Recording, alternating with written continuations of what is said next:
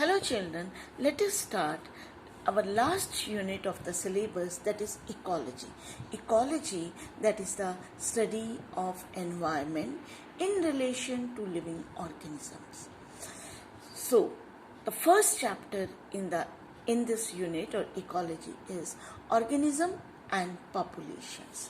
So ecology, that is a study of interaction among organism and between the organism and its physical environment. आपस में organism के बीच में interaction plus organism and उसकी environment की interaction को basically ecology में हम इंक्लूड करते हैं 4 levels of organization. So if in the lower classes we study levels of organization, we start from the cellular level, cell level, tissue level, then organ level, organ system level, and then we say organism. So organism, they are the individual plants or animal. So above this level organism and above this level we include in the ecology, क्योंकि उसके बाद हम environment के साथ इसकी association करते हैं. So let us see briefly the meaning of each of these level of organization. And organism, you know, individual organism, plant or animal. What is population? And तो ये हमारा chapter he half portion is about the organism and then the half of the chapter is about the population. और next level हम अगले chapters में करेंगे. तो population means members of one total number of individuals of one species present in a specific area at a specific time. That is the population. Means एक species के member, तो हम उसको कहते हैं population. For example, population of mango trees in an area, population of lions in an area, that is population. एक species के population of the human being in Himachal like this is area और time हम define करते हैं, like population of human being in Himachal in 2020 या जो भी हम specify the time and area. Then communities. Suppose if we include it, all individuals of all the populations of that area, that form the communities. Means अगर एक field है wheat का, तो उसमें wheat is there, grasses, wheat plants are there, grasses are there, insects are there, some birds may be there, some soil organisms are there. तो उन सारे living organisms को इकट्ठे हम क्या देते हैं, communities एक area के.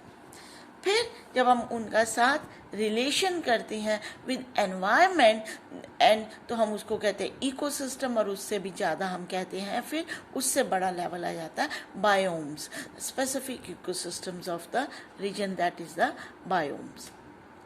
Now organism and its environment. तो पहला पोर्शन हम ऑर्गेनिज्म एंड इट्स एनवायरनमेंट करेंगे, उसके बाद वाला पोर्शन हम करेंगे पॉपुलेशंस का. Now, physiological ecology. Ecology at organism level.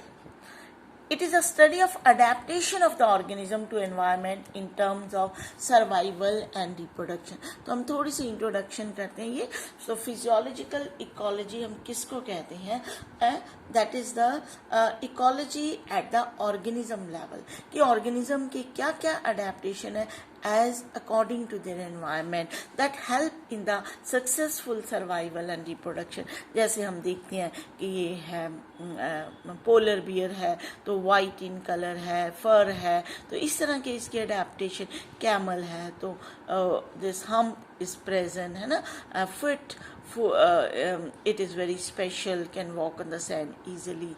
Like this cactus, spines are present, leaves absent होती हैं, deep root system. तो कुछ एक adaptation हर organism के ना. desert rat है तो never drinks water, and flowering है, they are flowers, they are colorful for pollination. So that is different adaptation. So organism and its environment जब हम करेंगे, we see that rotation of the earth and the tilt of its axis cause annual variations in the temperature and season. क्योंकि हमारी earth rotate होती रहती है और slightly tilted है, तो इसलिए there are annual variations in temperature and seasons, major biomes, और उस हिसाब से there are different biomes present on the earth, desert, rain forest, tundra etcetera.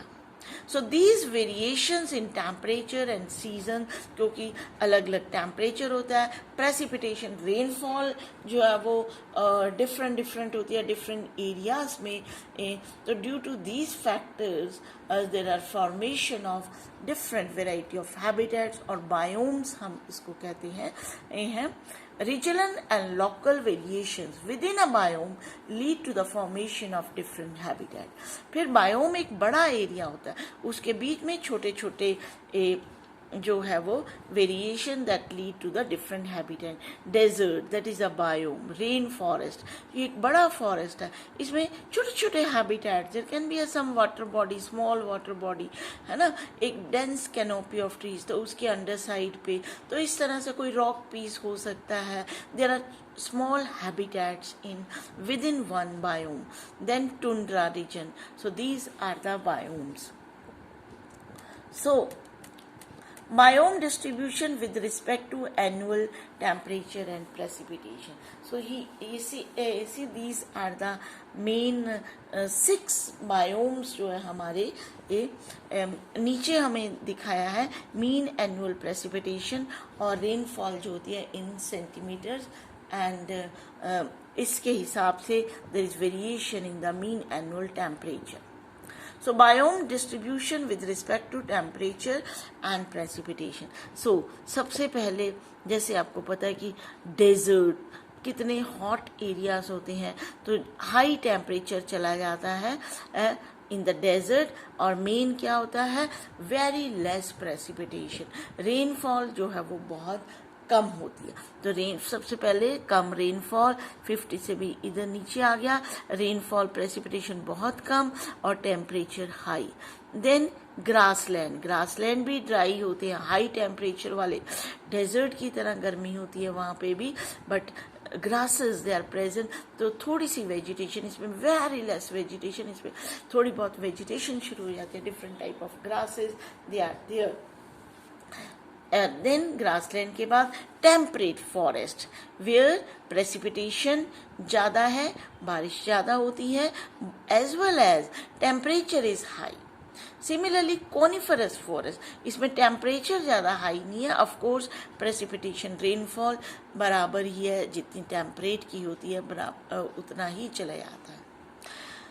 Tropical forest है जिसमें हमेशा ही हाई टेम्परेचर रहता है in the tropical forest, and they are continuous rainfall, जिसमें रेनफॉल बहुत ज़्यादा होती है, 400 सेंटीमीटर्स तक चलेगी, that is the tropical forest.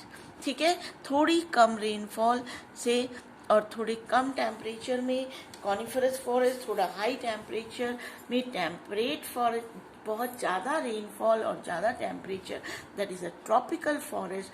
And then arctic and alpine tundra, जहाँ पे बर्फ़ ही होती है, 0 डिग्री से कम टेम्परेचर, तो यहाँ पे रेनफॉल प्रेसिपिटेशन भी बहुत ज़्यादा नहीं है, स्नोफॉल ही है ना, स्नोफॉल है, एंड प्लस जो है temperature is very very low. So these are the different biomes present in the earth.